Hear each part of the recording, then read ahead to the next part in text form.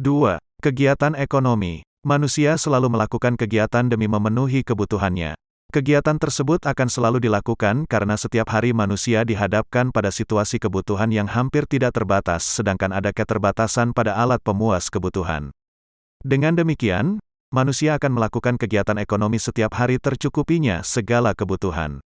Kegiatan manusia yang dilakukan dalam rangka memenuhi kebutuhannya dibagi menjadi 3, yaitu produksi, distribusi, dan konsumsi.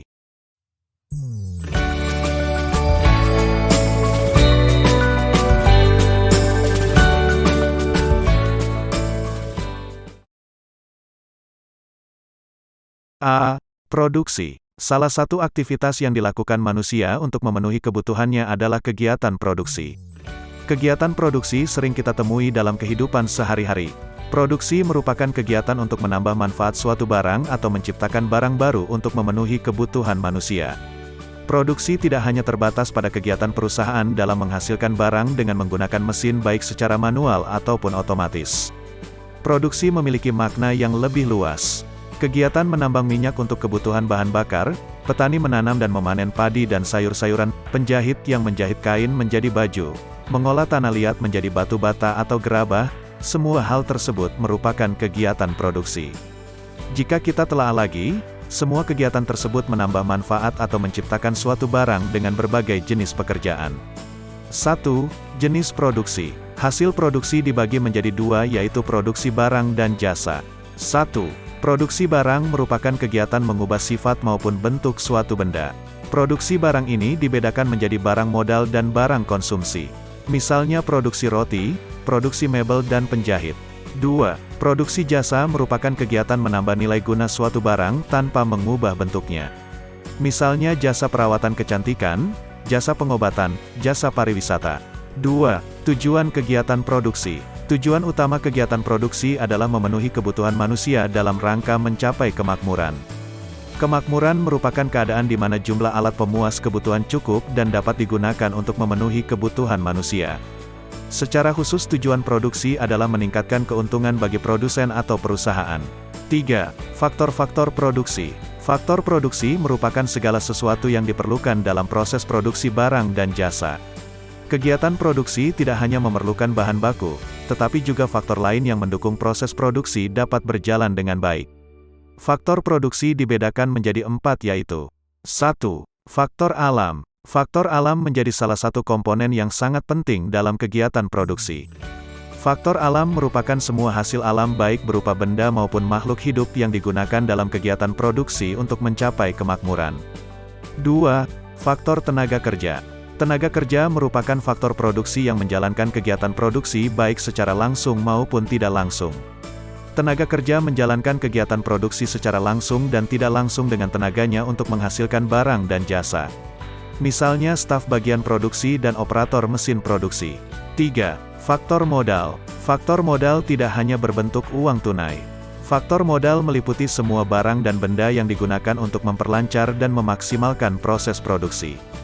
Faktor produksi modal dapat berupa peralatan, mesin, gedung, dan benda penunjang kegiatan produksi lainnya. 4. Faktor kewirausahaan. Faktor keahlian berfungsi untuk mengontrol dan memastikan faktor-faktor produksi berjalan dengan baik dan menghasilkan produksi yang maksimal. Faktor produksi alam, tenaga kerja dan modal yang ada tidak akan maksimal jika perusahaan tidak memiliki faktor keahlian yang mampu mengelola semua hal tersebut. B. Distribusi. Distribusi merupakan kegiatan yang dilakukan untuk menyalurkan barang dari produsen kepada konsumen. Kegiatan produksi tidak akan berguna jika hasil produksi tidak didistribusikan kepada konsumen. Distribusi dapat dilakukan oleh perseorangan maupun lembaga distribusi. Ada 4 tujuan utama distribusi, yaitu 1. Sebagai agen penyalur hasil produksi dari produsen ke konsumen, agar hasil produksi dapat dimanfaatkan oleh masyarakat secara maksimal. 2. Memenuhi kebutuhan barang dan jasa tertentu. 3. Menjaga keberlangsungan produksi perusahaan. Berdasarkan cara penyalurannya, distribusi dibedakan menjadi 3, yaitu 1. Distribusi langsung. Distribusi langsung merupakan kegiatan distribusi yang dilaksanakan tanpa perantara antara produsen dan konsumen. Contoh, perusahaan roti yang menjual rotinya secara langsung dan penjahit yang menyerahkan bajunya langsung ke konsumen. 2. Distribusi semi langsung. Distribusi semi langsung merupakan kegiatan distribusi di mana produsen mendistribusikan barang dan jasanya kepada konsumen melalui perantara yang merupakan bagian dari produsen. Contoh, Samsung menjual produknya melalui Samsung Center. 3. Distribusi tidak langsung. Distribusi tidak langsung merupakan kegiatan distribusi di mana produsen mendistribusikan barang dan jasanya melalui perantara. Perantara tersebut dapat berupa agen, minimarket, pasar, dan pedagang kecil. C. Konsumsi. Konsumsi merupakan kegiatan menghabiskan atau mengurangi manfaat suatu barang untuk memenuhi kebutuhannya. Manusia melakukan konsumsi untuk menjaga kelangsungan hidupnya. Secara umum, konsumsi bertujuan untuk memenuhi kebutuhan dan menjaga kelangsungan hidup manusia. Tujuan konsumsi lainnya adalah 1. Mengurangi manfaat suatu barang. 2. Menghabiskan manfaat suatu barang. 3. Menjaga status sosial di masyarakat dengan produk-produk kebutuhan tersier, menjaga kesehatan tubuh dengan konsumsi vitamin dan gizi seimbang, memenuhi kebutuhan jasmani. Memenuhi kebutuhan rohani, estetika atau keindahan. Sama halnya kebutuhan, konsumsi yang dilakukan setiap orang berbeda-berbeda.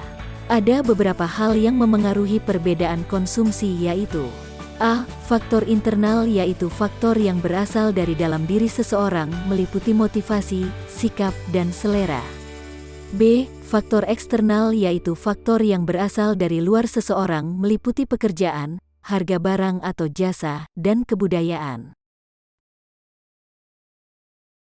3. Pelaku ekonomi. Pelaku ekonomi merupakan individu atau kelompok yang melakukan kegiatan ekonomi baik konsumsi, produksi maupun distribusi.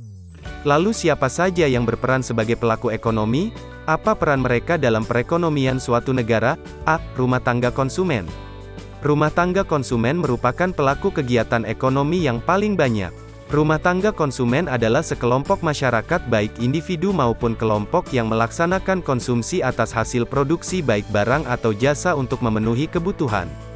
Rumah tangga konsumen berperan sebagai konsumen dengan mengkonsumsi barang-barang produksi untuk memenuhi kebutuhan hidupnya sekaligus sebagai penyedia faktor produksi dengan menyewakan tanah untuk kegiatan produksi, investasi ke perusahaan untuk mendapatkan bunga, dividen atau laba.